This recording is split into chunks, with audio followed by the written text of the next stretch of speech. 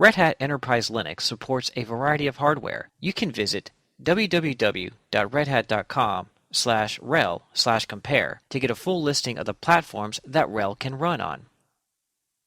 For the purpose of this course, you can install Red Hat Enterprise Linux or a rebuild distribution on any 32-bit or 64-bit hardware with at least 512 megabytes of RAM, while 1 gigabyte of RAM is recommended for a minimum. If you do not have any spare hardware to run Red Hat Enterprise Linux 6, then a virtual machine is a common choice for candidates to practice on. There are various technologies available that you can use to run a Red Hat Enterprise Linux 6 virtual machine on your host computer. Here are some examples.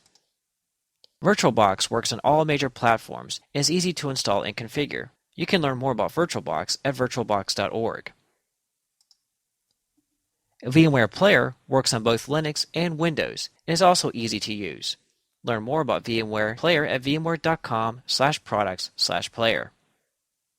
Parallels Desktop is another option for Apple Mac users. It's a proprietary application that you can learn more about at parallels.com/products/desktop.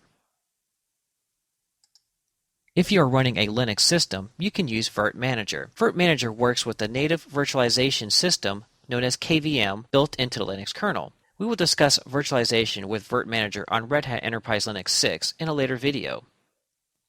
One of the great features of using a virtual machine is that you can take a snapshot of it, practice on it, and then roll back to its previous state so that you can try the same commands over again. You can find various tutorials on the internet on how to utilize any of these virtualization tools to practice with, as they are beyond the scope of this course. The important thing to remember is work with whatever you are comfortable with, since the goal is to be proficient in Red Hat Enterprise Linux, not any particular hardware system.